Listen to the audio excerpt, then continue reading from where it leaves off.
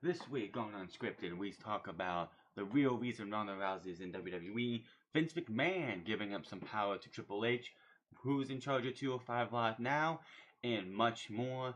This week on Unscripted, make sure to hit that follow button, find me on Twitter at The Franz, and let's get started with this week's edition of Unscripted.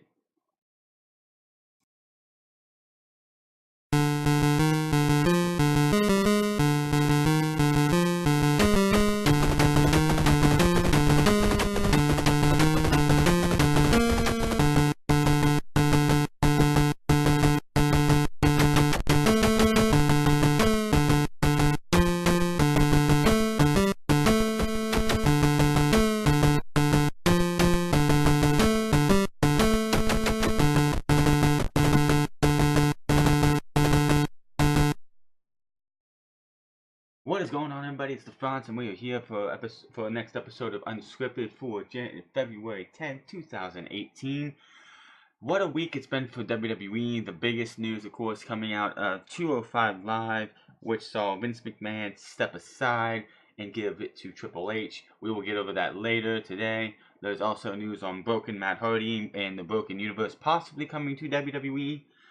Ronda Rousey, what was the real reason behind her coming to WWE? All of that will be added after what I was going to start off with the Broken Matt Hardy stuff, Broken Matt Hardy, but this broke the other day, right after, I believe it was Wednesday, and this is just showing how dumb and how bad WWE is getting. Of course, as we all know, on Tuesday, not a surprise, the main event of SmackDown Live saw Kevin Owens and Sami Zayn beat each other back and forth until AJ Styles made himself look like a belligerent idiot who got provoked by Sami Zayn to attack both of those guys.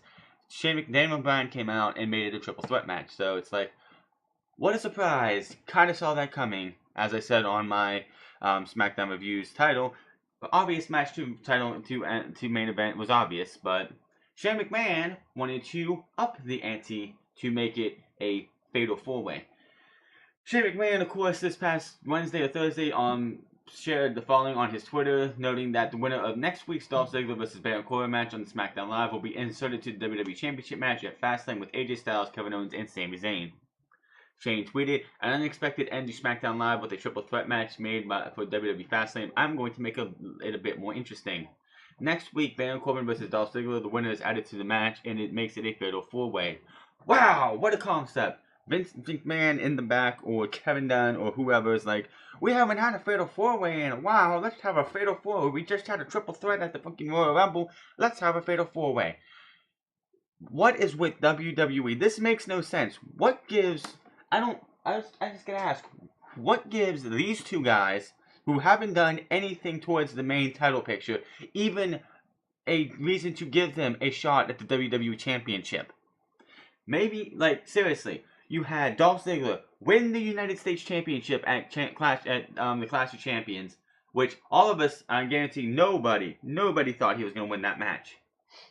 We all thought he was going to be in that match to eat the pin, but he ended up winning the damn thing. It would not surprise me if AJ Styles again is on commentary for this one. Baron Corbin or Dolph Ziggler comes to the side again, and they pull the same exact shit they did this week that they did last week, and we end up having a fatal five-way, which WWE, you don't have to put every single person on the fucking card for your pay-per-views. A pay-per-view isn't just throw everybody on the card and give them a spot because you feel like it. Dolph Ziggler, you killed his momentum of a 7-week absence by putting him in the Royal Rumble at number 30 and him being eliminated for after 2 minutes. Then Dolph Ziggler puts a tweet out saying, trying to explain why he hasn't been there, replying to this, my lawyer finally called me after, finally got a hold of you. You did agree to the WrestleMania implications. I was like, really? That's the best they can do, saying the reason he hasn't been on TV is because his lawyer hasn't, Shane and them haven't gotten a hold of Dolph Ziggler's lawyer? What a stupid fucking way to even do that. So, if that's the only explanation we get is a tweet by Dolph Ziggler, that's just lazy fucking booking. Somebody, please, in WWE Creative, tell me, What warrants Baron Corbin and Dolph Ziggler a chance to be in a title match for the WWE Championship at Fastlane? And right now, I'm telling you, the match we need to see at WrestleMania is AJ Styles versus Shinsuke Nakamura. If anybody else wins this match and takes the title off of AJ Styles, Vince McMahon is a fucking moron, and he proves even much more that he needs to go, because it would be the biggest mistake. And all those tickets being sold for WrestleMania, with everybody hoping to see Nakamura versus Styles, I would love to see all those people ask for their money back. Because if you're going to balk at the fact that you have one of, if not the biggest match at WrestleMania in the last 5 to 6 years, then you are a fucking belligerent idiot, and you need to be taken out of WWE forever. So I would really love an explanation of how Baron Corbin and Dolph Ziggler deserve a chance to be in the championship picture at Fastlane. And I do expect this to become a fatal 5-way, because WWE pulled it last week. Everyone saw that coming. I expect it this week too, where it's either going to be a double count out or a double disqualification due to AJ Styles looking like an idiot again. Why WWE continues to book him like a champion, like an idiot every time. They did this stuff with James Ellsworth and Dean Ambrose in 2016. Now they're doing this where he just looks like an idiot because he can't keep his mouth shut, and he attacks superstars, so he ends up in handicap matches, triple threat matches, now fatal 4-way, and probably fatal 5-ways. Matt Hardy, moving on here, Matt Hardy owns all rights to the Broken Universe. PW Insiders reporting Matt Hardy now owns all the trademarks related to his Broken character. According to the report, Hardy is listed as the owner of Broken Matt, Brother Nero, Broken Brilliance, Vanguard 1. It was noted that while Ed Nordholm and Hardy signed an agreement for ownership of the trademarks of January 8th, Impact Wrestling legally had to wait, as they had the right to respond to a refusal of trademark request until January 28th. The transfer of ownership to Hardy took place on January 31st, making Hardy the official owner of the 4 trademarks. Update to this, PW Insiders reporting Impact Wrestling, of course, licensed Broken Universe content to WWE, signed a sign that may signal the Broken Universe coming to WWE programming. While Matt Hardy has teased introducing his family on TV as of late, PW Insider reports notes several sources that state Impact licensed Broken Universe material to WWE. The process of licensing the content isn't known at this time, but it was noted that a WWE 24 show about the Hardys is in the works, as well as a Hardy-themed DVD release. Will the Broken Universe itself be in WWE? Probably not. It will not be known as the Broken Universe. WWE likes to have the hold on their trademark, so he is Woken. There's a bunch of merchandise out there. There's that shirt that he was wearing that has like his head with a bunch of deletes around it. No, the actual Broken itself will not be in WWE. It could be called the Woken Universe. Maybe they'll do something with that. We will have to wait and see. But he does own trademarks on all of that. So basically what that means is, if he gets tired of everything in WWE, he can say, I'm out of here, see ya, I'm out, go to Ring of Honor, go to Japan, go to Defiant, go to IPW, go to PWG, go to ICW, go to any other company, and he can be Broken Matt Hardy and not have to worry about Ed Nordholm and them breathing down his neck. And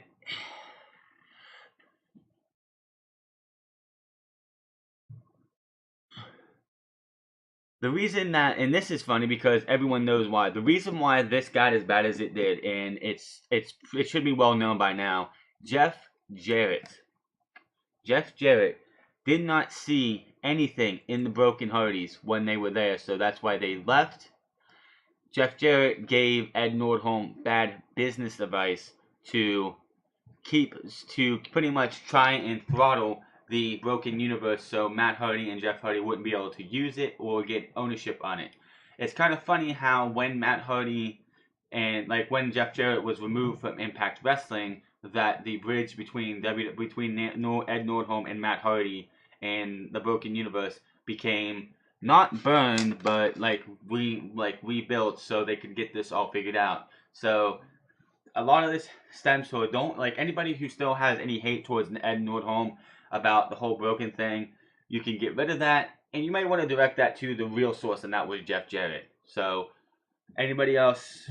Like I'm going to. It's going to be interesting to see what they do, but it's Matt Hardy, and WWE doesn't see it much, and this is the problem. Matt Hardy's broken brilliance, broken gimmick, woken gimmick could be a gold mine for WWE, and Vince McMahon, the belligerent, senile fool that he is, will not ever give Matt Hardy the time of day to actually get this thing off the ground to where it could be. Unfortunately, as we reported last week, Jeremy Borash is in WWE, but he's not going to be working on Broken Universe. He's going to be working with NXT and maybe 205 Live now too. We will have to wait and see on that. This next one, I think Ryback just needs to keep his mouth shut, but this is just Ryback talking about he thinks a current star is one of the best of all time. On the mic from who this is, but not in the ring, not even close. He is just awful. And of course, we're talking about the reigning Intercontinental Champion, The Miz, who recently won the title back on Raw 25, marking his 8th title reign, which is just one shy of Chris Jericho's record of 9. On a recent episode of Conversation with the Big Guy, Ryback had a ton of praise for the A-list superstar, the B- list superstar. The Miz is currently one of the top heels in the WWE and is poised for a big 2018. His in-ring ability has reached the same level of his top-notch mic skills. No, it has not even close. He needs to remove those yes kicks, which he just cannot do at all. They look awful. Even Asuka kicks, which are the same exact thing, but they're not called the yes kick for her. I don't know what they call it for her. She makes them look devastating. He like barely even connects. And Ryback went as far as to say the Miz is one of the best of all time because of all the things he does well. I am personally very happy for the Miz. I am going to go out and make a very bold statement. I think for knowing Miz, he's one of the best natural wrestlers of all time. Nope. Ryback said by that I mean that he has never done any performance enhancing drugs. Okay, so I can see that one. Which you can tell Miz has never done anything like that. He doesn't have that. He's one of those small guys that like if you use PEDs on a guy like him, you could definitely tell. So I'd have to give him that one. I did them in my early 20s. I haven't done them in forever, but I think Miz is not the best at anything, if that makes sense. But he is really consistent. He is great on the mic. Yes, he is. He is one of the best talkers on the mic. And if I'm correct, Vince McMahon, this is a while ago, but I think Vince McMahon is actually giving him freedom to actually go out there and shoot from the hip at times. Which, by the way, the best promos on WWE television or when The Miz, Cena, or anybody else gets to shoot from the hip sometimes. If it's not a scripted promo and it's just bullet points, it's one of the best promos you can have there. But I wouldn't even say he is the best of the microphone, but he is great at doing it. He's better than most because, like I said, Vince McMahon, I'm pretty sure, has given him some creative freedom to have his own, to have what he wants to say. So, yes, he is one of the best on the mic because when he actually is able to shoot from the hip, he sounds real. He sounds natural. He doesn't sound like a robotic superstar like everybody else does. Because anybody who writes a script, as you know, anybody who reads a script after you start writing in your own words, so people are going to start sounding like you. Miz does not sound like that all the time because Miz actually gets a chance to talk like he would, like he wants to. He gets to actually shoot, like when who was it? I think it was actually Eric Arden when he came out. Or if you guys know him, Enzo. I'm not going to use that name as much. But when he was on the Miz TV, Miz went after him. He went after him. He talked about his getting kicked out of the bus and everything. That stuff was great. That was by far some of the best mic work you have because you're sitting there just bringing out. Miz is really good at blurring the lines between reality and fiction. He actually is able to sometimes you can't tell. Ooh, was he supposed to say that? Did he go a little too far? I remember back on SmackDown. When he was on SmackDown, Renee Young was interviewing him in the ring, and she asked him about his obsession with Dean Ambrose. He actually said, maybe I should ask you about your obsession with him, because after all, you're the one sleeping with him, and she just slapped him across the face, and I was like, was that supposed to be put out there? That's how good The Miz is when it comes to the mic work when he's allowed to say what he wants to. When it's just scripted, formulaic stuff, it's boring and garbage like everybody else. But Miz has those moments where he is actually one of the best on the mic because he is good at drawing heat when he's able to shoot from the hip.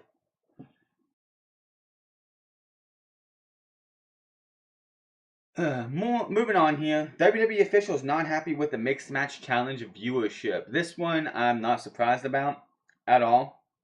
WWE officials have soured on mixed match challenge on Facebook Watch, according to Dave Meltzer in the Wrestling News, in a previous edition of the Wrestling Observer newsletter. They were very unhappy with the decline of viewership in week 2 and 3, which for the live show dropped about 32 and I think 42% for week 3. From the premiere episode, which peaked at 132,600 viewership for week 1 to 92,000 for week 2, and I believe 64,000 for week 3. There was an even steeper, steeper drop during week 3, which saw Alexa Bliss and Braun Strowman. Yeah, wow, that's a long dip.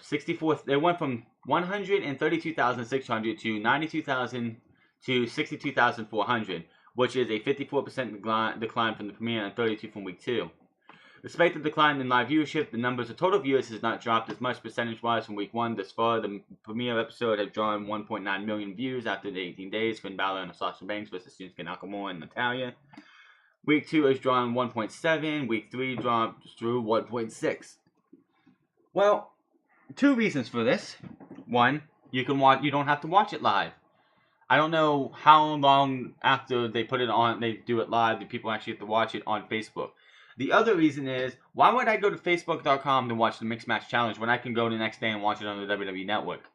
This is, by far, TNA 2010 all over again. In 2010, if people who don't know, Impact Wrestling, known as TNA at the time, Total Nonstop Action, TNA, stupid shit, went from the Thursday night time slot to Monday night to go up against WWE because of Hulk Hogan telling them to. He convinced them to go up against WWE. So I think it was like in March or something, they went up from Thursday to Monday.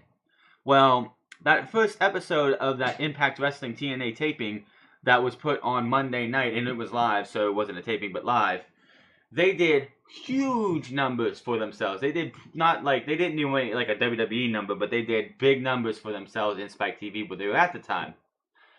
But on that Thursday, like a couple days later on Thursday, the replay of that show was there. So fans of the product, because there were actual fans of Impact and TNA at the time, not the paid fans that you see in the crowd nowadays if you watch a show, but there were fans at the time who wanted to watch that episode of Impact the first week because they did not know that coming Thursday they were going to be able to watch a replay. So when it comes down to week 2, the viewership dropped immensely from that Monday night episode because everyone knew that I don't have to watch it on Monday because I can go watch it on Thursday. So lo and behold, a couple of weeks, like a week or like a month or so later, Impact TNA was like one of their Monday night episodes, they advertised the next week is only going to be seen on Monday, so no matter what you do, you're not going to be able to see this on Thursday because there's going to be no replay. By that time, it was a little too late. WWE is probably not going to do this with the Mixed Match Challenge. But, yes, you go from an episode of the first episode no one's seen before, there's no replay, no one knows that there's going to be a replay on WWE Network by doing the Mixed Match Challenge. So this is WWE's fault, and I'll be getting into something a little bit later. What also is WWE's fault, and why a certain UK superstar's heat should not be his fault, but we'll get to that later. But WWE wants to have a little bit more viewership on the Mixed Match Challenge. It would have to be something where it's streamed live and then it's not available till next week on WWE Network, and as well as Facebook Live. But something like that, it's like, I don't watch the Mixed Match Challenge. I haven't watched a single episode. Why? Because it doesn't matter in the grand scheme of things. When everything's over, if they have Asuka lose in this thing and she takes a pinfall, because Asuka's not going to submit it. They make Asuka actually tap out to somebody, you just lost a lot of fans. But if you have Asuka pinned for whatever reason in this Mixed Match Challenge, that's another big mistake. But other than that, That's the only thing that would have any bearing on what happens in WWE land. Unless, of course, you have, like, Carmella and Big E starting to have a partnership, or Finn and Sasha, or Natalya and Nakamura, or Miz and Asuka, or somebody who's in these teams together start doing, like, a love interest. Like, when Braun Strowman and Alexa Bliss, they had a little flirtation moment. Other than that, there's nothing there's no reason to care. I heard from one of my guys I have in on my team when I'm on a simulation football league team, talk about how these matches, these guys look like they're having fun. Because Vince McMahon's probably not backing down their ears on how to do these matches. These are probably run by somebody else. But it doesn't matter, because in the grand scheme of things, these aren't going to mean anything when it comes down to it. So why do I care? I don't. So I'm not going to watch. Other people want to watch, go right ahead. But there's no reason to even watch it.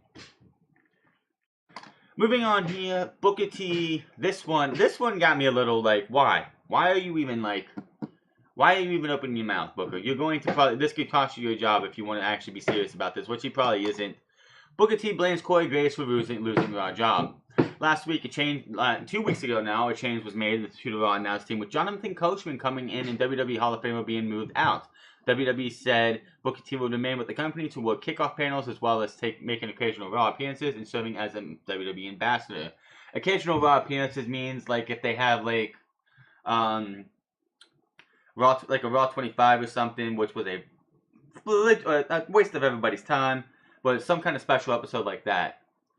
On his podcast, Heated Conversation, Booker T spoke about why he was moved off the team and blamed Corey Graves and the jabs that have been thrown by both announcers. Booker tends to say, if I got Corey Graves into fisticuffs, I would beat him down like he stole something. Booker said, I would be whooping his ass all day long. My thing is, I'm a nice guy until you get on my bad side. Corey Graves, I wouldn't necessarily say is on my bad side right now, but he is the reason that I'm not on Monday Night Raw. Lots of people in the company thought I was going to jump on him. I was going to do something bad to him. I was going to drag him. I was going to take him out to get to the woodshed. I was going to beat that man so bad that he was going to say, please, please, just don't beat me anymore. That's how hot I was getting. That's how close I was getting. According to Booker, WWE wanted him to cool off and did that by moving him back to the kickoff panel away from Graves. So Dave said, hey, Book, step back a second, all right? We're going to regroup, press the rewind button. We're going to send you back to the kickoff show, SmackDown, and Raw pay-per-views and cool you down for a second because we don't want you to do anything to Corey Graves. Booker continued that if they catches Graves outside, and this part just like, you need to just shut up, Booker, because saying this stuff could get you fired, and it's no one's fault but your own. He's going to do something to the announcer. If I catch Corey Graves on the street, I'm going to do something to him, Booker said. I ain't going to do it at the office or at the airport, but if I catch Corey Graves on the street, you see that little buffet hairdo he got, I'm going to rearrange it for him. Wrapping up, Booker said he didn't like his money being messed with and outright challenged Graves to a fight.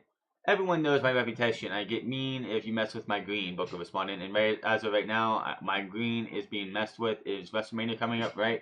There's room for one more match at WrestleMania right now on my show. I'm calling Corey Graves out to a fight. Not a match, not a pre-show pose down or anything like that. I'm calling Corey Graves out to a fight. I'm talking man-to-man, mano-a-mano, you and I. If you use any of the quotes, basically, Booker T, it's not his fault. If you can't take simple jabs at a job like this, then you don't deserve to be in the wrestling. You don't deserve to be on commentary, first and foremost. If you are that sensitive to a guy having some healthy banter back and forth with you, then you need to step off and get the hell out. Corey Graves is just doing his job. It ain't his fault that you sound like a belligerent drunk half the time and nobody can understand what you're saying. You sound awful. Half the time you sit there and you repeat yourself over and over. You make quotes that even Michael Cole jabs at you, and you don't see us get. You obviously aren't getting hard at Michael Cole, but you want to blame We want to blame Corey Graves.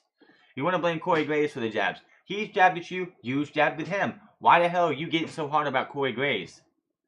Apparently, I guess a couple like yesterday or the day before, Friday or Saturday or Thursday or Friday, Booker T invited Corey Graves onto his podcast to clear the air. I have no idea when that is going to happen. It's going to either be today or tomorrow. You guys, I will have that next week for you if there is anything on it. But that's just ridiculous. And if WWE thinks this is getting a little too heated, and Booker T gets his head a little bit like too hot in the head, they will probably deem to terminate him for stupidity. And if Booker T was to happen to get terminated for over stupid shit like this, it's his own damn fault. It's his own damn fault. He got moved back. You were belligerent drunk half the time. Half the time, none of us on the. A commentator is supposed to be there to help us.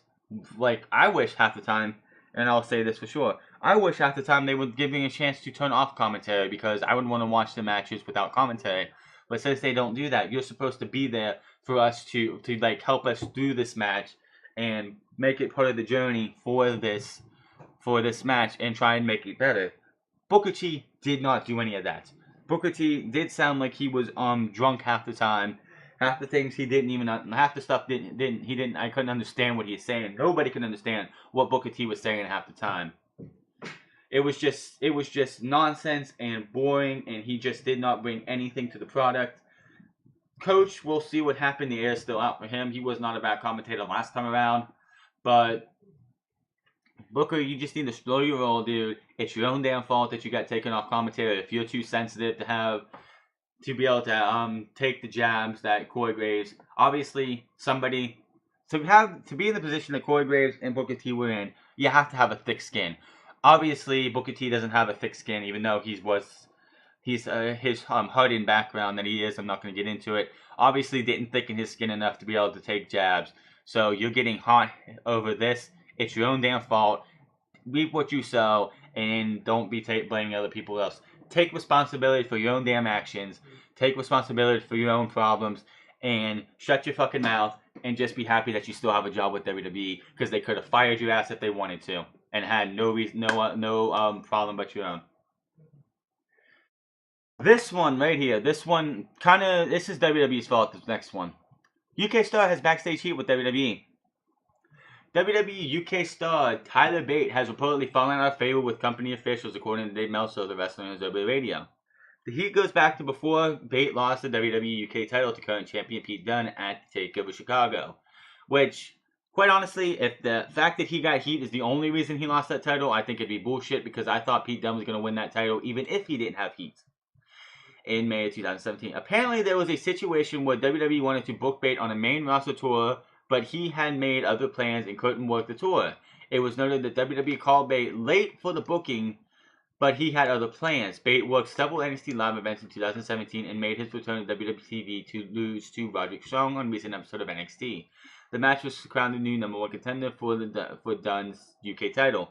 Bate worked 2 weeks ago for 205 Live episode and lost to TJP in the first round of the Cruiserweight title tournament. He also worked Friday's NXT tapings 2 weeks ago, wrestling the Velveteen Dream for an upcoming episode. As noted, Bate tweeted the following after his loss to TJP, where he said he needs to regroup.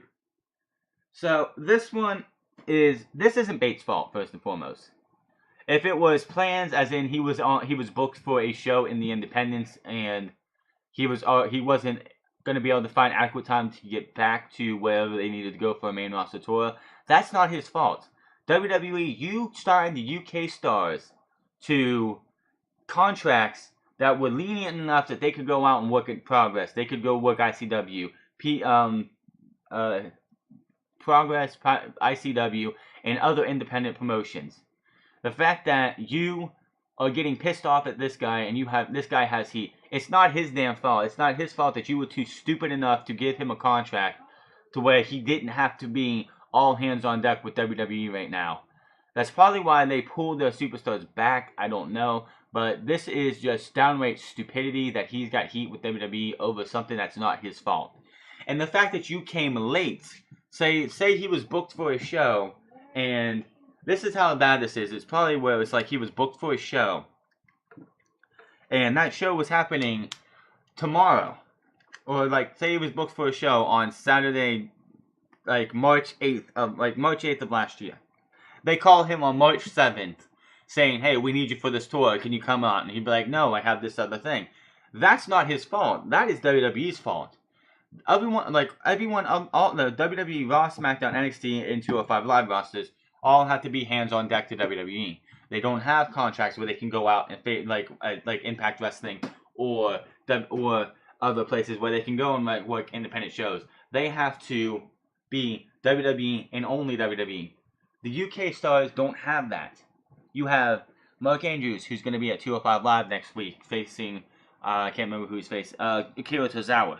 You got Pete Dunne, who has been Progress Champion as well as WWE UK Champion at the same time.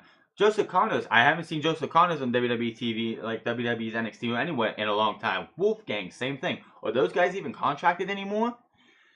Like, WWE, this is not Pete Dunne's fault. This is your fault for making these contracts the way you did. You made that lenient and let these guys have a TNA type deal where they can work the dates whenever you need them to, but they can go work everywhere else.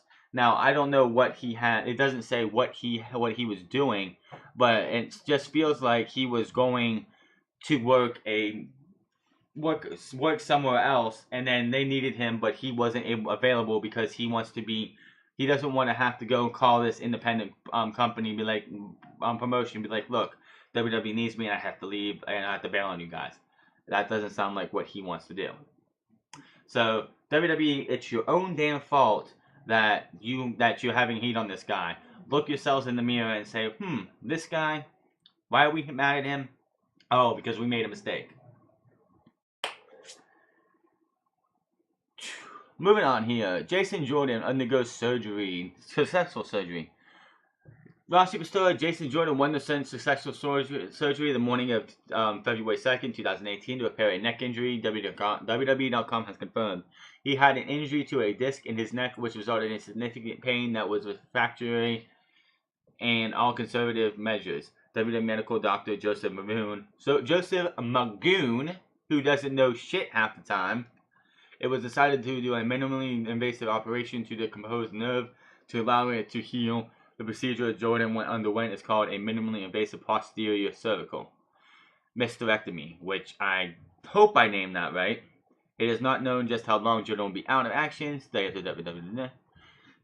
Due to this injury, though, and I called this last week, I knew this was what was going to happen and what was supposed to happen in the chamber. And Jason Jordan, before I say anything else, speedy recovery to you, dude. You got a raw end of the deal with this entire injury and this Kurt Angle's thing. Hopefully, maybe they can drop that entire storyline. If he's out for like 9 months or so, and hopefully when he comes back, they can just drop this storyline and just move on and give this guy something other than do, because this was going absolutely nowhere. Plans for the Elimination Chamber changed due to Jordan's neck injury. This one I saw coming when it was leaked out that Jason Jordan and Seth Rollins were both supposed to be in the Elimination Chamber. Jason Jordan's neck injury reportedly caused changes to the men's Elimination Chamber at the upcoming WWE Elimination Chamber pay-per-view later this month. According to Dave Meltzer and the Wrestling Observer newsletter, Jordan's injury forced both himself and his tag team partner Seth Rollins out of the match, which I don't know why they couldn't just put Seth in the match. They could have maybe started something with somebody in that match. It was noted that they might have been in there to work an angle to build to a match between the two at WrestleMania, which was, if they were going to put Jason Jordan and Seth Rollins in this match, it was going to lead to a match at WrestleMania. Plain and simple. That was the only reason to put them in there. This past Monday on Raw, the Miz was added to the Chamber match, which includes Roman Reigns, John Cena, Braun Strowman, and Elias. A second chance Fatal 4-Way will take place this Monday, featuring the losers for the earlier Chamber qualifiers minus Kane, with the winner securing the final spot in the Chamber match. The participants for the second Fatal 4-Way match are Matt Hardy, Bray Wyatt, Apollo Crews, and Finn Balor. Kane is not part of the Fatal 4-Way despite losing a Chamber qualifying match to Strowman, as he first reported earlier this week. Kane has been pulled from the WWE events this month, but is scheduled to return to action in March. Hopefully not. So, hopefully, again, Jason Jordan, be the recovery, dude. I hate to see anybody get injured, especially when they are so young in their career. Jason Jordan has only been wrestling for about 3 or 4 years, I believe. Hasn't been it's one thing if you're like Edge or Paige, who's been around. She's been wrestling for 20 years, like 10, 15 years. Jason Jordan hasn't even been in the wrestling business for 5 years. And this guy could, quite honestly, if anything goes wrong with his recovery, he could be forced to retire due to this neck injury. He's on bar. This is an injury that Edge had. This guy's 20 some years old, and this guy's already on borrowed time. He could have one bad bump, one bad move, one bad whatever, and he could have to end his career. It sucks to see somebody so young and has so much potential in the WWE, in wrestling in general, to have their career cut short because he's not gonna like Edge of course broke his neck in 2003 or 2002 2003 and was gone missed WrestleMania 19 and WrestleMania 20 due to that injury. So this I guess is not as bad as that. But if he has any setbacks in this recovery time, which could happen with any neck injury. A setback could happen at any time. You do one crunch wrong, you turn your neck wrong, and it sets you back a little bit. Or if you're trying to take bumps to get back into shape, and your neck creaks a little bit, you could be set back for a couple months. He'd have to have perfect recovery time, which he could do. He is in peak physical shape, but I hope things work out for him. I did expect when they did leak that him and Seth Rollins were going to be in this match before his injury. It was obvious that they were going to be in this match to set up a match at WrestleMania. You don't need tea leaves or any psychic to tell you that was why those two were in the match. It was obvious from the time that was leaked. But I hope he does come back, and hopefully he's gone. If he's gone, it's going to probably be gone for 6 to 8 months. And hopefully when he does come back, the whole I am Kurt Angle's son is dropped completely. If he's out for a long set of time, this will be the perfect time for them to just forget that even existed, because it does not need to happen. So, William Regal shoots down Latin American tournaments. It was reported last week, that via Planeta Wrestling, that WWE will be hosting a Latin American tournament later this summer with talent from Mexico, Argentina, Peru, Chile, Brazil, and other countries. It was noted that tapings would be held in Chile by the end of August, and it would be similar to the Mae Young Classic, as there would be no champion crowned. William Regal took to Twitter today and denied the tournament reports. The original report noted that Regal would be producing the tournament. It should be noted that Dave Meltzer noted the Wrestling Observer rated that the original reports were true. William Regal tweeted, I usually use this account for entertainment purposes only. This is official though. The WWE has no Latin American tournament booked at this time, despite the news that is being reported today. I do not buy that one bit, Mr. Regal. I do not buy that one bit. It could be untrue completely, and he's being completely honest, but this is WWE, for crying out loud. They don't want this seeping through yet. They want to be able to have this be announced at a later time with a big press conference in Chile or Mexico or wherever. They want to have this on the WWE Network or on some media place where you have Triple H and William Regal and Michael Cole out there with all these guys for Brazil and where we are. Let me see here. What was it at? Okay, let's see. Mexico, Argentina, Peru, Chile, and Brazil, and other countries like that. I could see them wanting to just say, no, this isn't happening, and then after WrestleMania, big news like this and stuff is going to happen after WrestleMania, so we're not going to see if this is true, which, quite honestly, I love tournaments. I love the tournaments, like the U.S. tournament. Let's forget about that. I'm looking forward to seeing this Cruiserweight tournament, see where it goes, because tournaments are great if they're done right. Because, and let's face it, Cruiserweight Classic, UK Tournament, and the Mae Young Classic were all great. I mean, the Mae Young Classic was good. Wasn't completely great, but it was good.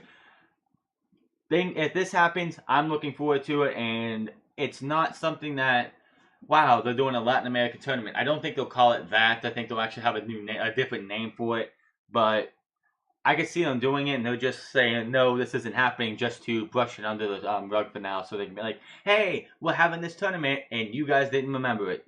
So we'll have to see what happens. If there is any news, I will bring it up to you guys when I get it. This one was obvious when I saw a Twitter. I don't watch 205 Live. I did watch last week's with TJP and them on there, and Drake Maverick being introduced because of this news right here. And I didn't even need to see this news. As soon as I saw on Twitter, after I finished my review of SmackDown this week, I saw on Twitter a tweet that WWE put out with a video pinned to it of Drake Maverick tearing down Tony Nese and Drew Gulak and calling Drew Gulak goof, and pretty much calling Drew Gulak and Tony Nese goofs, and mocking Tony Nese and saying you're the most physically gifted cruiserweight hat, and you just want to go out there and go 1, 2, 3, 4, 5, 6. Congratulations, Tony, you have abs. I was like, this is not Vince McMahon's 205 Live. There's something different here. Who's running this? Turns out, Vince McMahon is no longer running 205 Live for now. PW Insider has reports out that a variety of updates regarding the 205 Live brand, most notably the reports that Vince McMahon has stepped aside as creative force behind 205 Live. Thank the wrestling fucking gods that the old man let go of the cruiserweight division on 205 Live. And the show is now being overseen by Triple H himself. Vince McMahon stepped aside 2 weeks ago and handed control over the show to Triple H. The last 2 weeks of 205 Live have been run more like an NXT taping, with Triple H being an alpha and omega when it comes to decision making. Whew! About damn time. The vision of the last 2 weeks have been more in line with what the original plans of 205 Live was before Vince decided to get personally hands-on with the product. Triple H has been bringing back many of the hallmarks and traits of the Cruiserweight Classic to help 205 Live feel like something other than just another hour of WWE TV. Wow! What a fucking concept to bring back what made the Cruiserweight Classic great.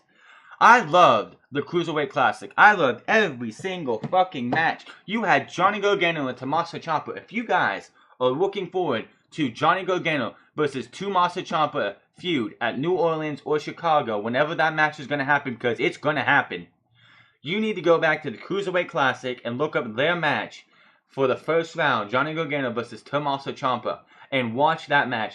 It was so hard-hitting, and that's when they liked each other. That's when those two liked each other and could stand to be near each other. That was a great fucking match. Kota Ibushi versus Cedric Alexander. That match was fucking fantastic. After that match ended and Cedric Alexander, who lost that match, was heading up the rampway, you hear the crowd saying, chant, please sign Cedric. Please sign Cedric. And Triple H comes out, shakes his hand, and puts the thumbs up. He's like, we got you. You don't need character-driven storylines everywhere. Character-driven, like WWE from day one has been character-driven since the beginning of fucking time. Well, since Vince McMahon took over. We're in a day and age where the character doesn't exist. Like, character-driven does not need to be there. Yes, you're going to have characters like The Undertaker or Velveteen Dream in NXT or Aleister Black. Because Aleister Black is a character. He's a damn good one too, and I do not want Vince McMahon fucking that one up. You're going to have John Cena, who is a character. Roman Reigns, who is a bland character, but he's a character. But then you have guys like Cedric Alexander, Tony Nese, Drew Gulak, Mustafa Ali. They don't need characters. Kalisto, Lince Dorado, Grand Metalik. You don't need characters for them. Roderick Strong, who came up this past week and faced Hideo Itami. I have not seen this past episode of NXT at this time. I mean 205 Live because I've been busy and I'll get to it when I can. But you don't have to have character driven everywhere.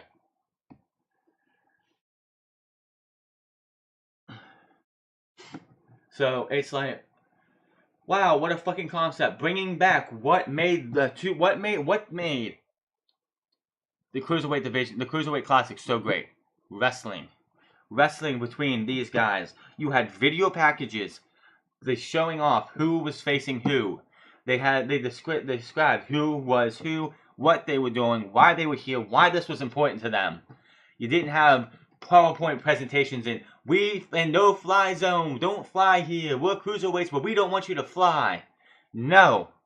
Then you had, Vince McMahon wanted to be pushing for a more character-driven show. This is why dumbass Eric Ardent was moved to the division and was made a central fixture before being released. The lead writer is Jonathan Backstrom. Backstrom has been with WWE creative team since 2013, has been working as a lead writer since August of 2016. There are no current plans to take 205 Live back on the road. The plan now is to build the brand up by building in competitors in their in-ring style before considering another experimental live event run.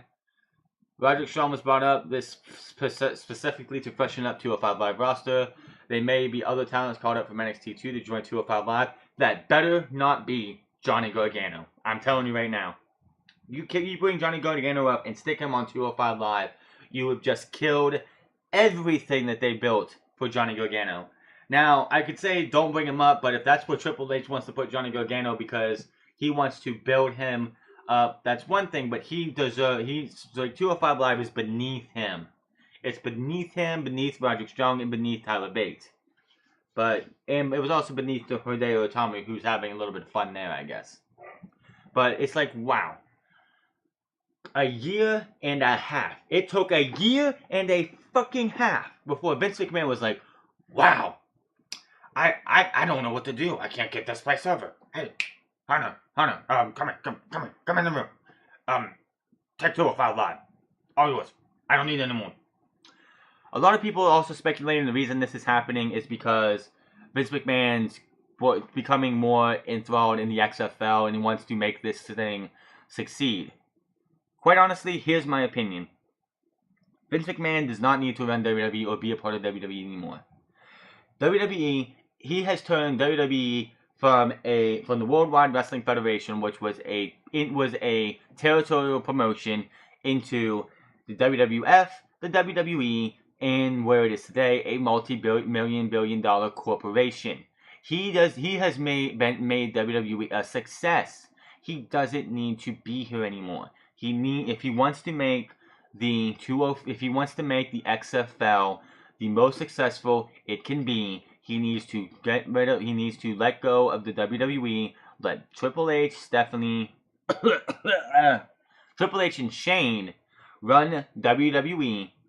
Go focus on the XFL and make sure that succeeds. You don't have anything else to prove in WWE, Vince.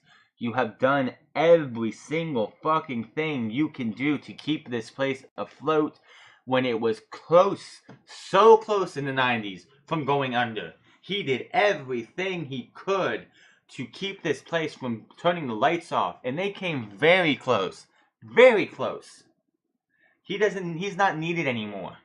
He's not needed there. If he wants the XFL to succeed, he needs to leave WWE and go work it out for entertainment and make sure that the XFL is on point, that the XFL is entertaining, that the XFL is good football and has good name players.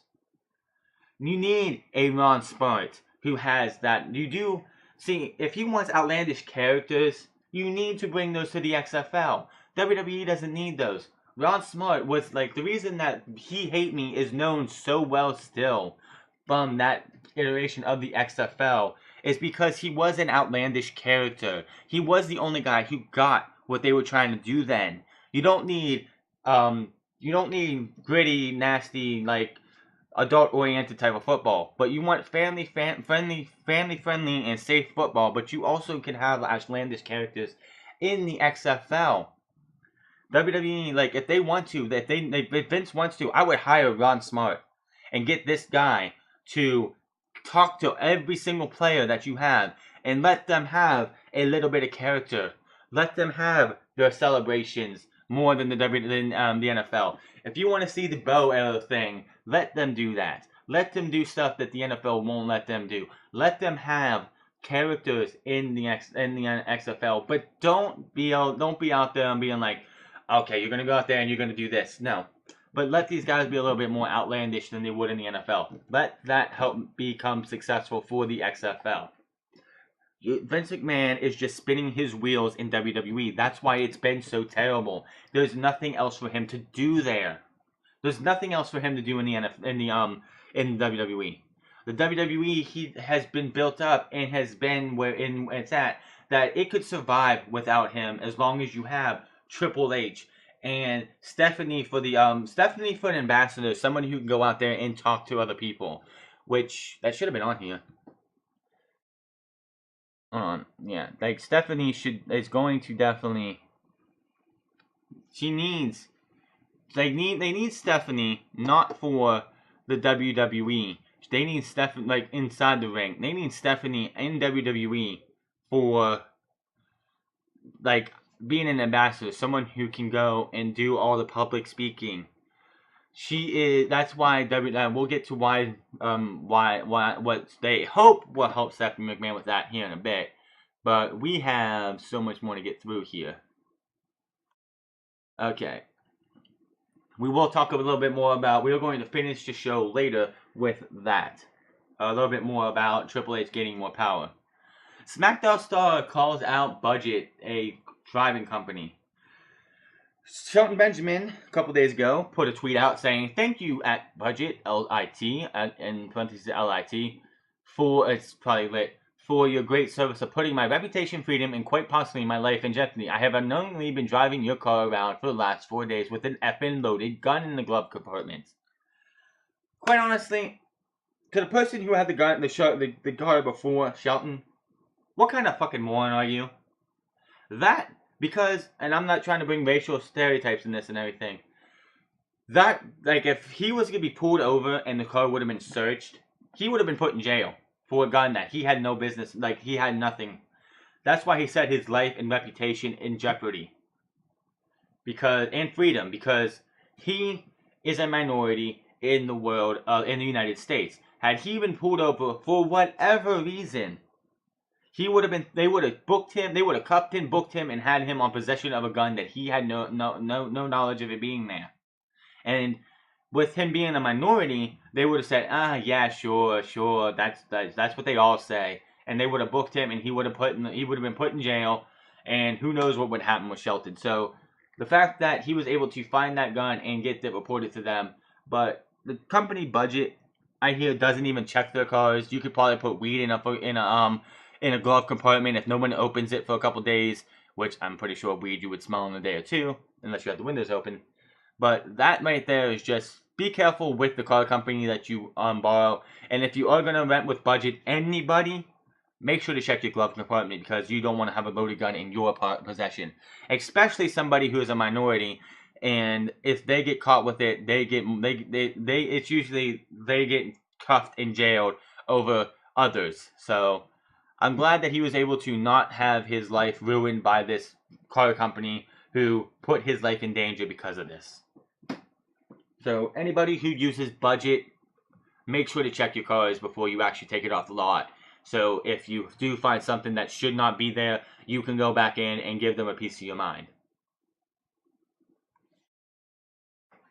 Moving on here, New Japan Pro Wrestling is going live on Access from New Japan Live. New Japan Pro Wrestling biggest stars return to America on Access TV exclusive live broadcast of Strong Style Evolved on Sunday, March 25th at 8:48 p.m. 5 Pacific. The sold-out show will feature Kazuchika Okada, Kenny Omega, Hiroshi Tanahashi. I think he's actually injured, so I don't think he's actually going to be there. Tetsuya Naito, and more from Long Beach, California. Strong Style Evolved marks New Japan's second U.S. event as Japan's biggest wrestling organization continues to expand stateside. It has also come out today, or yesterday, that New Japan Pro Wrestling is also going to be opening a dojo in LA. So all those wanting to be able to go work for New Japan Pro Wrestling but don't want to go to Japan, you're in luck, because in March they're going to be opening a dojo. So look that up, and if you want to go try and see how the young lions are bred in New Japan, you have your opportunity without having to spend all that extra money and a passport to get to Japan. Leading up to the live broadcast, New Japan will premiere matches from New Japan's New Year Dash, New Beginning, and Sub-Hero, and more. Los Angeles, February 7, 2018. Access TV, the exclusive U.S. television home for New Japan Pro Wrestling, will partner with New Japan and TV Ashi to broadcast second U.S. event, Strong Style Evolved, live on Sunday, March 25th. Wow, that's good for them. It says the acclaimed commentary wrestler Hall of Famer Jim Ross and former USA heavyweight champion and New Japan veteran Josh Barnett will call the live action ringside at Strong Style Evolved. Which, to anybody watching that, I do not have Access TV on my TV program because PlayStation Vue does not have it, you bastards. You are in for a treat, because JR is still one of the best commentators out there. He has lost a little bit over the years because of his age.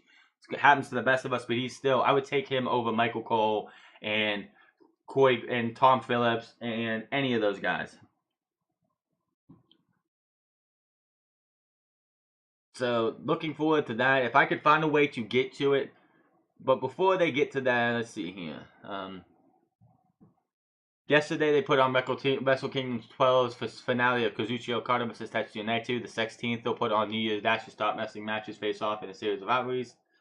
For 2018, the new beginning, and February 23rd is going to be the new beginnings match, Hiroshi Tanahashi versus Minoru Suzuki, which I saw the ending of that, and Tanahashi was foolish for not letting go, not giving up.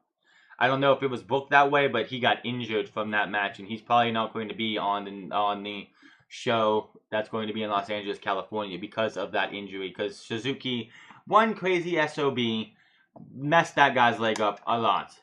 March 2nd will be the new beginning, the Young Bucks versus Roppongi 3K. Then March 9th will be the Kenny Omega versus Jay White match, where Jay White won the United States Championship, and Kenny Omega afterwards was attacked by Cody Rhodes. So all those New Japan wrestlers, all those New Japan fans, you gotta be looking out for March 25th, which will be New Japan live on Access TV. Next thing you know, New Japan will be coming to. I don't know when they're gonna do this. It'll probably be next year. It would surprise me, but don't expect New Japan to stay away from WrestleMania weekend, because I'm sure they will in the next year or so. Jerry Lawler on his guest commentary at the Royal Rumble.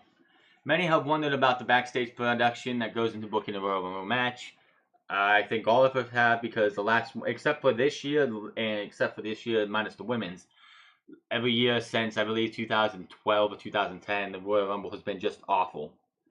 First off his appearance at this year's Royal Rumble event, Jerry the King Lawler revealed some behind-the-scenes information on his Dinner with the King podcast.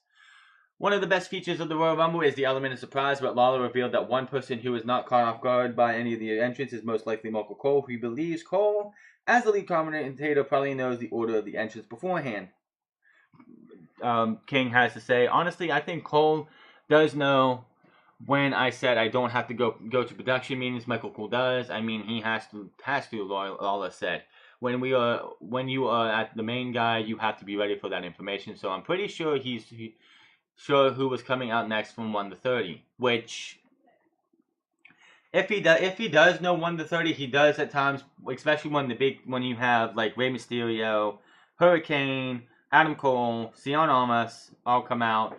He does able to put on a good poker face and make it sound like he really is surprised. On the other hand, Lawler said he had absolutely no preparation for his guest commentary during the match, which I absolutely enjoyed the fact that they did not do that. Like, he had no knowledge, which made his reactions a little bit more better. He was in rare form that night at the Royal Rumble, in my opinion. Jerry Lawler actually made that Royal Rumble a little bit more enjoyable. Compared to other times he's been a guest commentator, he actually felt more natural because he didn't know what was happening. He said it was uncomfortable for him to be so unprepared to be calling a match of that magnitude.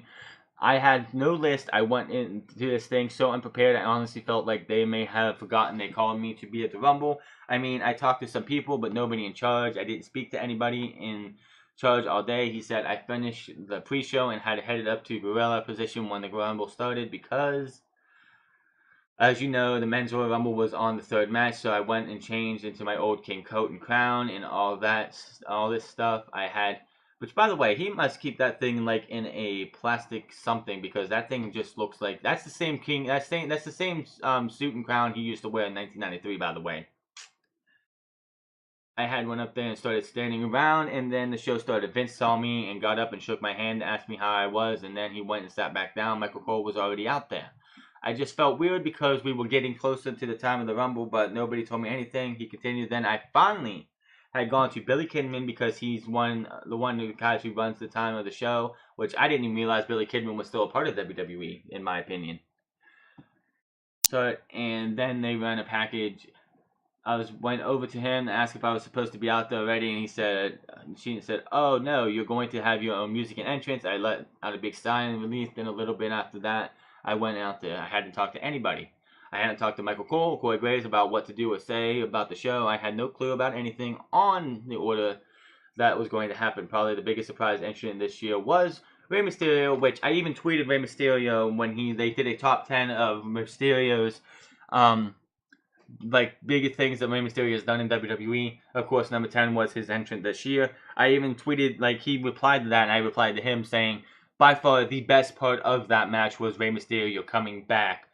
I was sitting here watching that show and just shocked at the fact that this guy, who months ago it was reported that he and WWE's talks between him and WWE broke down because of Conan because of his representation was Conan, and WWE, Vince McMahon and Conan don't have a good relationship because of the Max Moon gimmick from back in the day.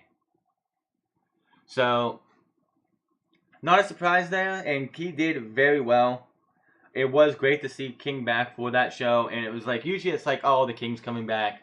But he did pretty well, and it was pretty awesome to see. And it felt great, and you could tell he didn't know because he was just in rare form, and he sounded like he was having a blast, which is great.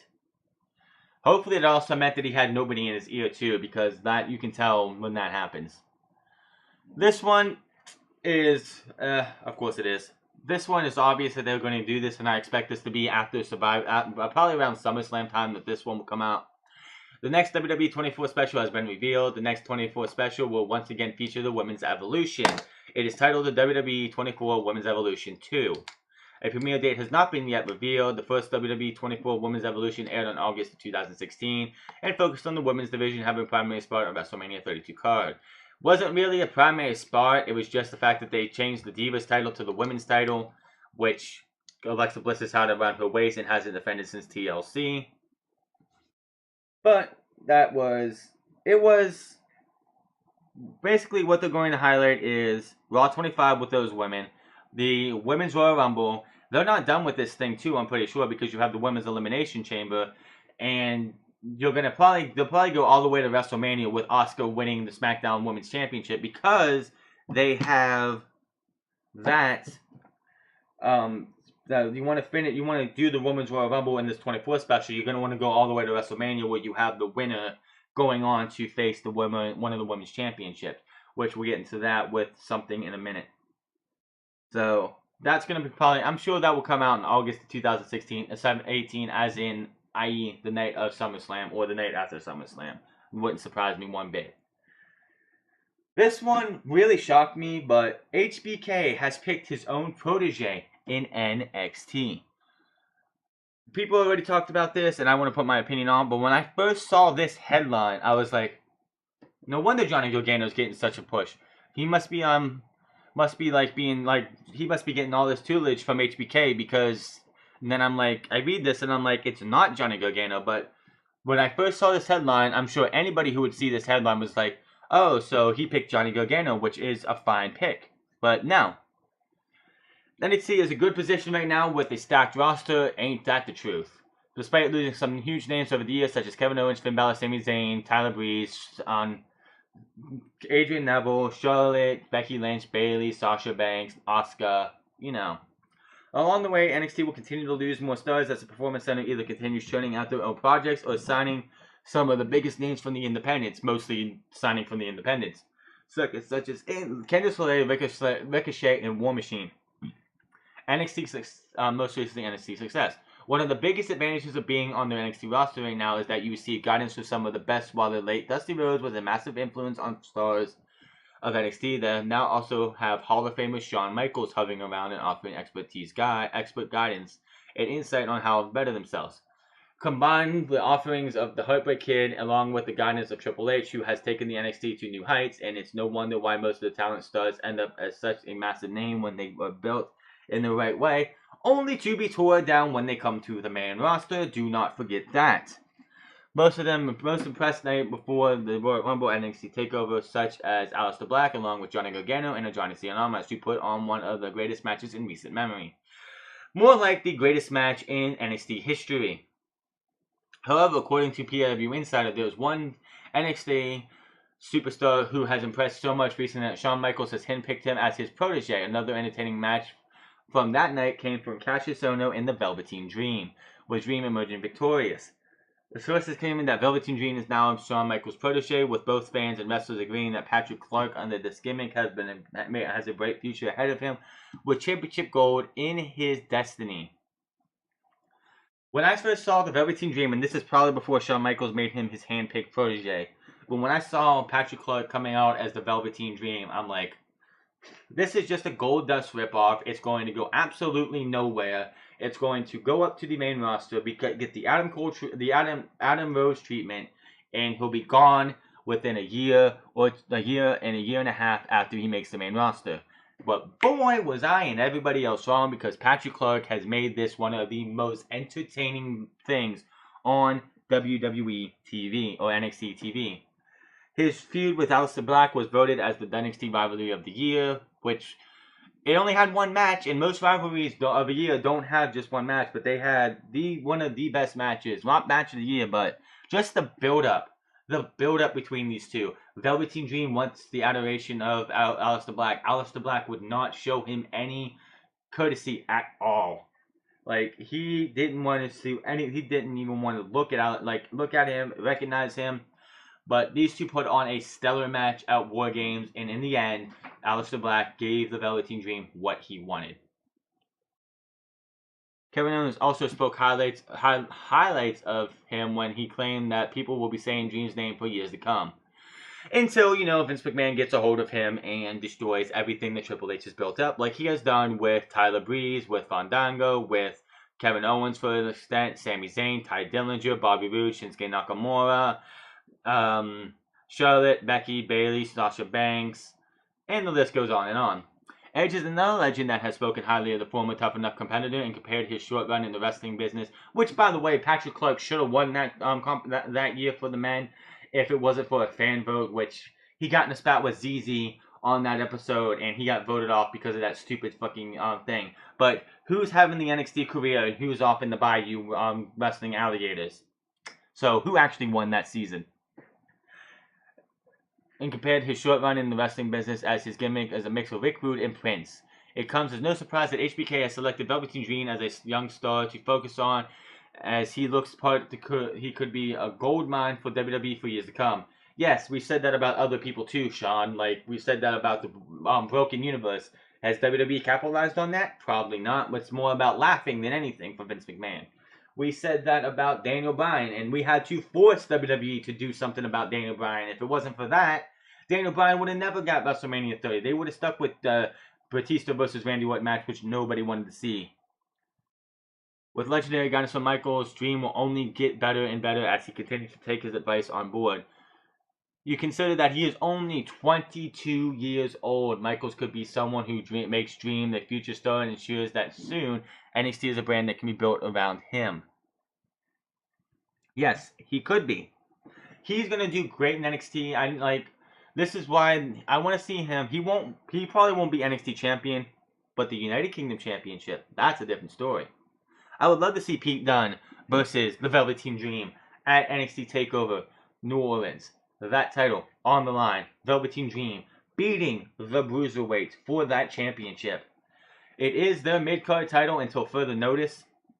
So I would love to see the Velveteen Dream versus Pete Dunne UK Championship at New Orleans. Velveteen Dream beats Pete Dunne in a stellar match that I can see those two putting on. I could see it happening, and it would just be beautiful, in my opinion. So, big things happening for the Velveteen Dream until Vince McMahon gets his hands on him. Roman Reigns, this one's interesting, and this one shows how WWE picked the wrong guy to try and get into India with. So, forget the SmackDown hotel. The Hotel Roman Reigns Bed and Breakfast is open for business in Dunbar, India. The hotel bearing Reigns' ring name is listed on several travel websites with photos including Booking.com and is including the following description. Features full Wi-Fi. Hotel Roman Reigns offers accommodations in Dunbar. All rooms including a flat-screen TV, centered room. Certain rooms have a sitting area to relax in after a busy day. Certain rooms feature views of the mountain or garden. Every room comes with a private airport. This is a 24-hour front desk at the property. The nearest airport is Galgala Airport, 54 miles from the Hotel Roman Reigns. So, this one right here tells me why WWE went with the wrong guy. Seriously, this one, like, you went with the guy who You went with a guy who had no reason even being in WWE Championship contention. And you gave him a championship that he did not need. And you gave us not 6 fucking months. 6 months of a boring, drab, not needed, useless reign of a champion, all to try and get into India. And did you get into India at all? No. Yet, hell, 4 months later, 4 or 5 months later, we come to Dunbar,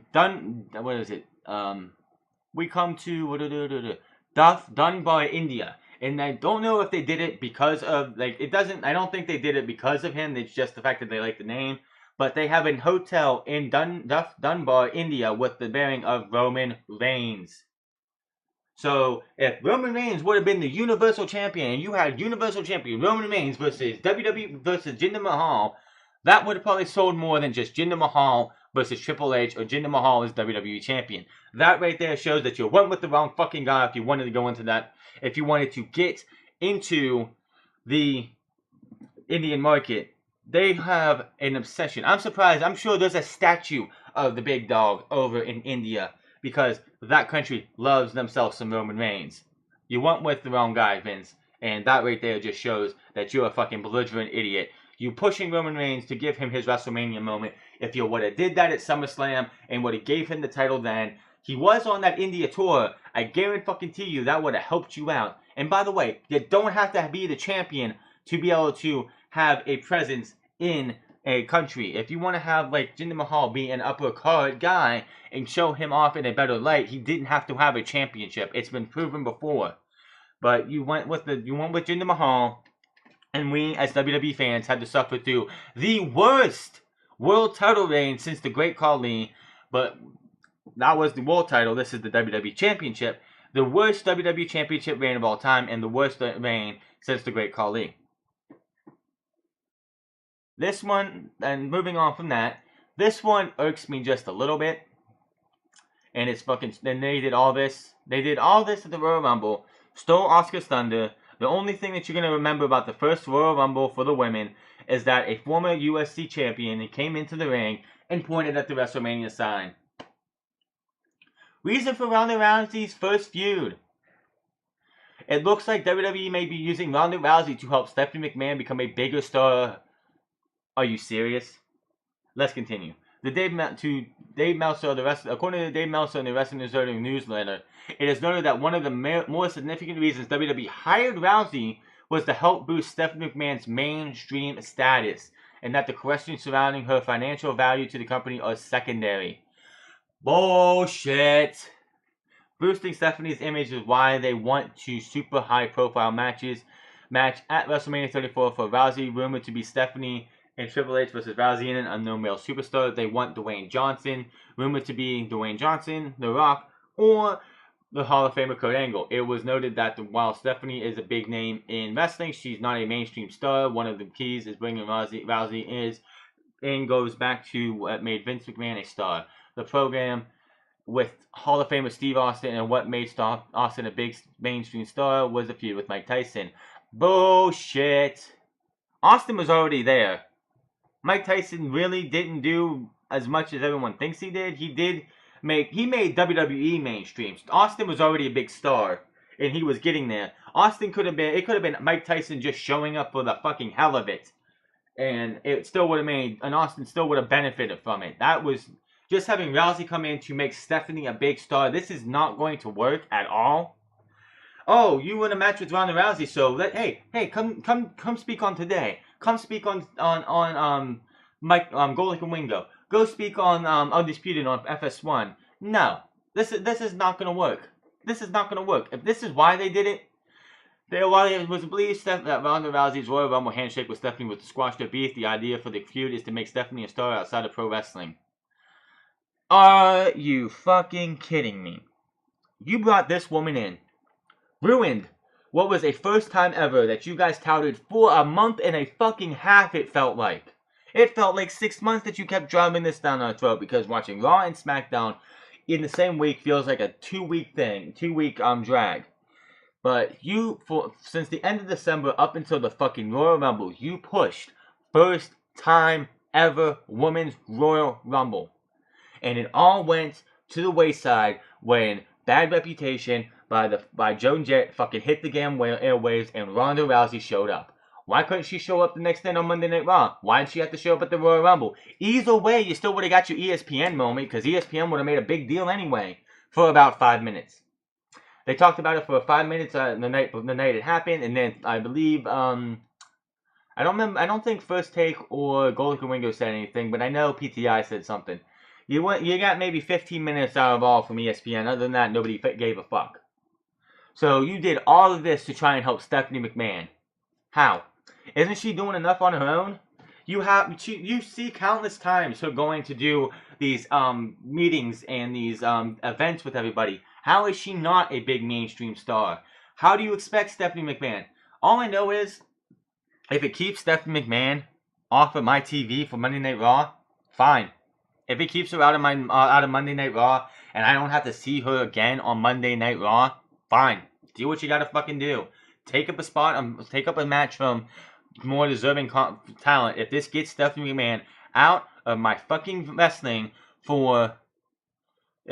keeps her out of my wrestling forever, and we don't see her on Monday Night Raw after this entire deal, and she's off doing whatever else, fine. Just keep her off of Monday Night Raw. Have her go and do a little ambassador things.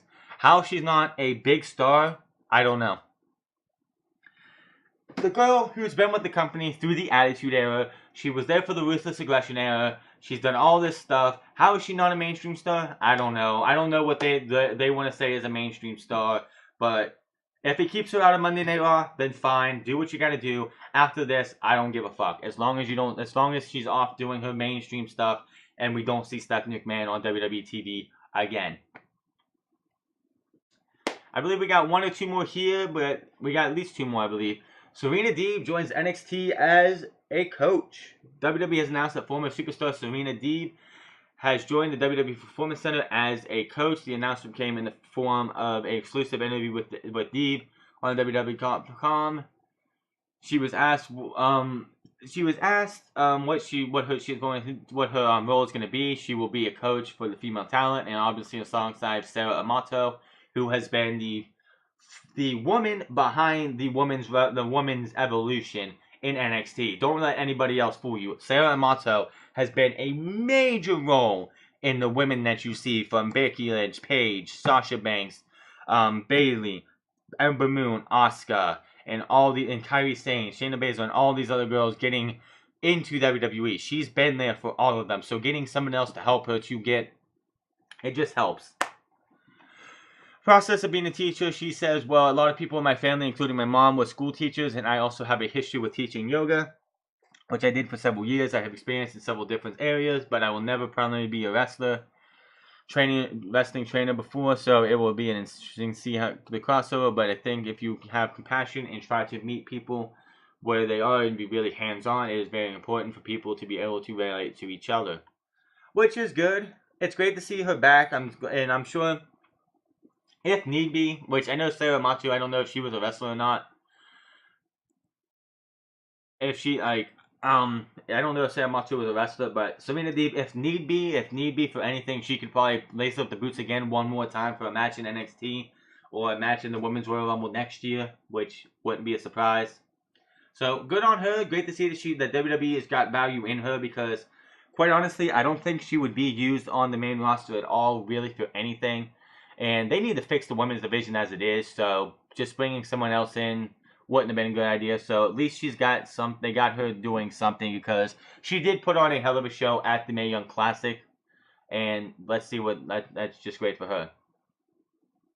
Gonna end this one right here with Triple H maybe gaining more control of WWE. Talked about this earlier, but we're gonna continue and here. On this past week's earnings calls, WWE Chairman and CEO Vince McMahon addressed the relaunching the XFL. He once again noted that his near 100 million stocks sale will not be enough to fund the league, and that venture will require more investment capital. He also reiterated that the league will not affect his role in WWE, which is total bullshit. and that there will be a separate management team for it despite Vince's comments. Dave Meltzer has reported that the Wrestling Observer newsletter that the feeling is Triple H will be giving a lot more control in the company simply because of the realistic demands and running both a pro wrestling company and a pro football league. Triple H has been putting in his own team together, which includes Jeremy Borash, who recently left Impact Wrestling to come on board, which Jeremy Borash, if none of you do know, was a big proponent of the Broken Universe in Impact Wrestling in 2016 / the beginning of 2017. So he had a major role in helping the Hardys put that all together. So he will have a lot of value in WWE. So, and I'm hoping he'll be a backstage interviewer in some capacity too, because he's good at that. They also added that there has been other talks about recently to join his team to eventually fill key roles when he is in charge. As noted, PW Insider reported this week that Vince recently stepped aside to put Triple H in charge of running 205 Live, which explains the different feel of the show the past couple of weeks, which have been praised. Before Drake Maverick was added to 205 Live, and that was the first week. When Drake Maverick was brought out, that was Vince McMahon's 205 Live leaving and Triple H's 205 Live coming in. Since that happened in those 2 episodes, they have been praised and they feel more like NXT. It went from 205 Live being a running joke and being a joke in all. This is a step in the right direction. The change, however, was done more to reboot the brand as opposed to workload issues with Vince. Bullshit. While the original Cruiserweight Classic concept under Triple H did very well, the WWE Network 205 Live usually struggles to make the top 10 episodes of the week on the streaming service. I don't think it's ever made the top 10. Vince had been trying to make the show more character-driven, while Triple H is now bringing back some of the original aspects of the Cruiserweight Classic, including more of a focus on the in-ring work and the original presentation of the talents. Again, as I said earlier, Vince McMahon, when he had this XFL announcement, I watched it. I missed the beginning when he actually made the announcement. But I watched most of the conference call, and he sat there and was asked, "What will this do to your role in WWE?" And Vince McMahon flat out said, "It will have no difference. There will be no difference on my role as chairman and CEO in WWE." Next question. Vince McMahon is not going to sit there and outright tell you, yeah, it's going to make a difference. It's going to be different because it's a lot of hard work. He's not going to sit there and tell you exactly what happens behind the scene. Vince McMahon has never been like that. But as I said earlier, Vince McMahon has done everything he needs to. He has done well enough for WWE that if he wants the XFL to succeed, he's going to have to let go of WWE.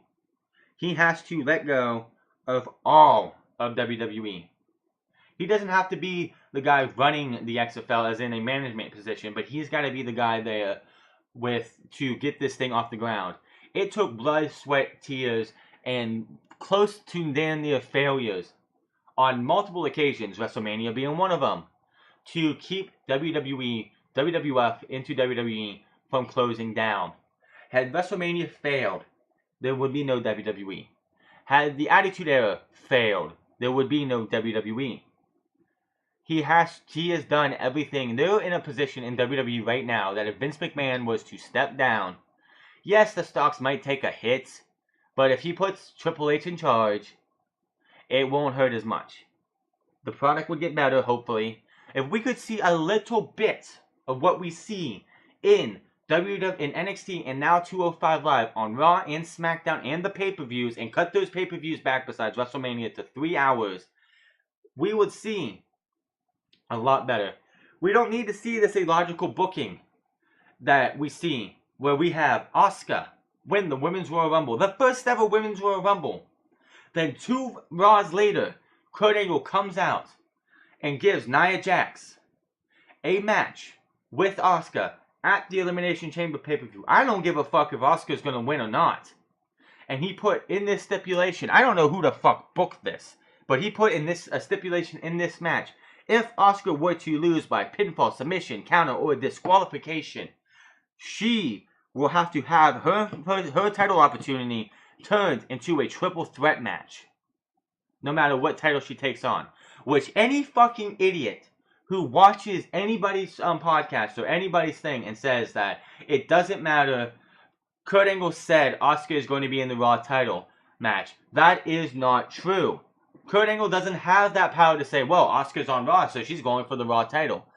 I believe whoever scripted this thing for him to say either didn't write it down or he missed it because he did have a moment of, oh shit, what the fuck am I saying?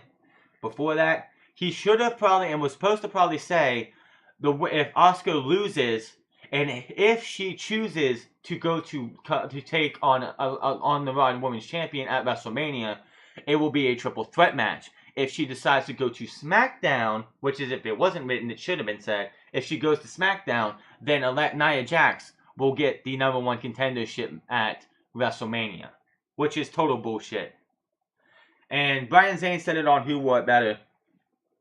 Asuka just beat Sasha Banks and Bayley 2 weeks in a row, and they're getting a title match against Alexa Bliss before she does. Why? Now, of course, I know why they put those matches together.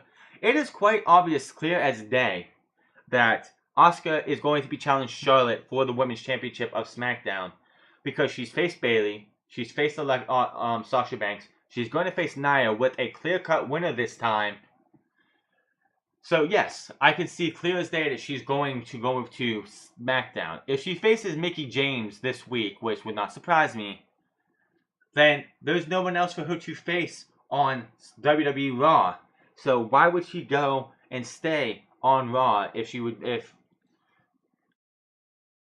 if there's no one else to face, and all her pay-per-view quality matches between Sasha Banks and Bayley and Mickie James, if she faces her, and Nia Jax, have all been done. So she goes to SmackDown, she faces Charlotte, she beats Charlotte, and then you have Charlotte, Becky, Naomi, Natalya, and Ruby Riott, Liv Morgan, and all these other women that she could face. So that right there shows, and again, yeah, that right there shows just the fact that they put that stipulation on that match at Elimination Chamber.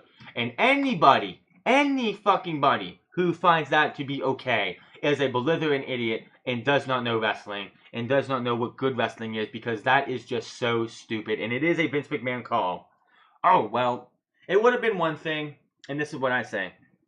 If Nia Jax would have been out with like an ankle injury and wasn't eligible to be in the Women's Royal Rumble because of that injury and would have been cleared for the Elimination Chamber, which with a sprained ankle, yeah, you can miss, like, say she sprained her ankle like at the beginning of January and she would have been out for like 4 weeks or 5 weeks with the sprained ankle, but she was going to be cleared for the Chamber. Okay, she misses the Rumble. They're just giving her her shot at the her shot to go to WrestleMania because she didn't have her shot at the Elimination Chamber at the Royal Rumble. So I would have been fine with it then. But Nia Jax was in the Rumble, and hell, half the time they made it look like she was the only one in the Rumble, even though half the competitors were still in the match. Bad booking decision right there by WWE, right? I tell you what. But this makes absolutely no sense why you would even do this. There's no reason whatsoever to have this match be for if Nia Jax wins, she goes to WrestleMania for a triple threat match or a singles match. That's proving that Asuka is probably going to lose this match by DQ or by countout or disqualification. I say it's probably going to be countout because Nia Jax is going to probably like put her through the barricade and then she'll get counted out. Her undefeated streak of being pinned or submitted is not broken, but she also has a technical loss, which I think she did have a DQ loss in NXT, which nobody talks about. I have to look back on those, but I really don't want to. But I'm pretty sure she had a DQ loss or a disqualification loss in NXT on an NXT show. Her undefeated streak wasn't broken, but she also had technically a loss. I could be wrong on that, but someone would have to quote me on that. So hopefully, with the XFL coming back, 205 Live is under Triple H's control until Vince McMahon sees fit. Hopefully we see Raw and SmackDown getting a little bit more Triple H's control, and Triple H, with Jeremy Borash and others, gets to go out there and get rid of the scripts. Get rid of Kevin Dunn. When Vince McMahon's power is gone in WWE is the day Kevin Dunn is gone. the day that you hear from Dave Meltzer or Brian Alvarez or Justin LeBar or Brian Satin or anybody else that Kevin Dunn is done with WWE is the day that you know Vince McMahon is no longer controlling WWE, and it's all Triple H. Whether he's passed on or the XFL is going where needs his supervision. The day that you hear that Kevin Dunn is gone is the day you know that Triple H is taking over, because Triple H and Stephanie McMahon cannot stand Kevin Dunn, but he has a contract that binds him to WWE until Vince McMahon is pretty much gone.